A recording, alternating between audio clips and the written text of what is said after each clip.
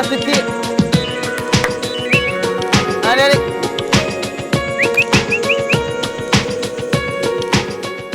La ferme des Folies Bergères est située sur le hameau de Gréoulou, à 3 km de la Blanée, sur un plateau calcaire à 750 mètres d'altitude, entre le château de Montségur et le château de Roquefixade, en plein pays des Pyrénées-Cathares.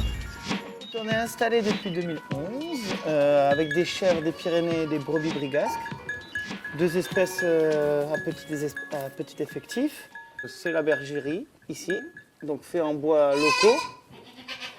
Très locaux d'ailleurs parce qu'il vient carrément de chez moi. Hein. Je l'ai fait scier 1 an à l'avance, il séchait et le jour où j'ai eu les aides, eh ben, je me suis mis à faire les planches, etc. On a commencé à les traire, on va dire, la même année puisqu'on avait pris les chèvres un petit peu plus tôt.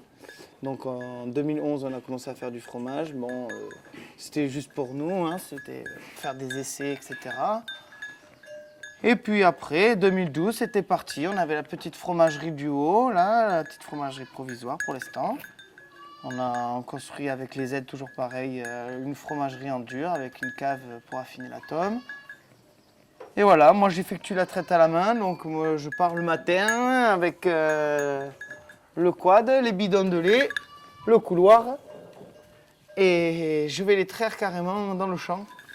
Donc voilà, elles se déplacent très peu, elles rentrent toutes seules dans le parc parce qu'elles aiment bien se faire traire. Et après je ramène le lait à Johanna qui transforme le fromage. Voilà. Et ça tous les matins, pendant 8 mois. Là, je refiltre le lait qui vient d'arriver de la traite. Il est filtré au moment de la traite. Et là, je le refiltre une deuxième fois. Avec le lait de brebis, je vais faire de la tome et avec le chèvre, je vais faire du lactique. Pourquoi faire du fromage? Parce que c'est logique. On fait du fromage, mais aussi du chevreau de lait. D'ailleurs, actuellement, il y en a une partie qui sont partis à l'abattoir hier. Donc, vente directe, en petites caissettes, etc. Donc, possibilité de découper tout ça. Donc, on fait vraiment tout ce qu'il y a à faire dessus. C'est-à-dire qu'on n'enlève pas les chevreaux et les agneaux à la naissance et on produit du fromage ou du lait. Non, nous, on ne fait pas ça. On les fait naître, ils restent 2 mois à 3 mois sous la mer et après, on trait. On dit qu'on perd du lait, mais on gagne aussi en viande et en renommée parce que le chevreau, c'est le chevreau pyrénéen surtout. C'est une viande qui se fait griller comme mijotée, c'est vraiment un délice. On a choisi la petite quantité, en familiale, et essayer de valoriser tout, de A à Z. Voilà, on essaye avec la brebis brigasque, qui est une laine par exemple grossière, qui n'est pas utilisée pour faire la laine, pour faire des pulls, etc., qui sont plutôt utilisés pour faire du feutre ou des tapis, des grands draps de surlit, etc., très chauds. Et bien ça, c'est une transformation qui ne se fait plus en France. Traditionnellement, ça se fait en Sardaigne ou dans le Piémont italien, d'où elle est issue, cette brebis.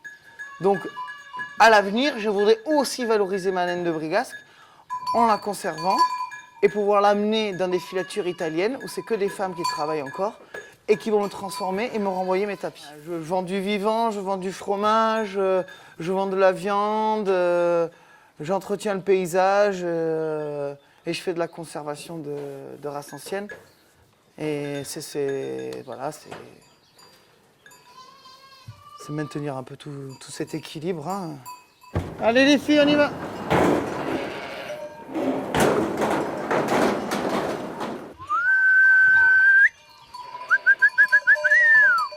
Et on est venu nous voir pour adhérer à un petit dépliant qui est très très bien fait avec l'essentiel dessus, nos coordonnées. Du coup, on a des retombées l'été, comme c'est dans les offices de tourisme, etc. Donc ça permet de faire connaître le coin.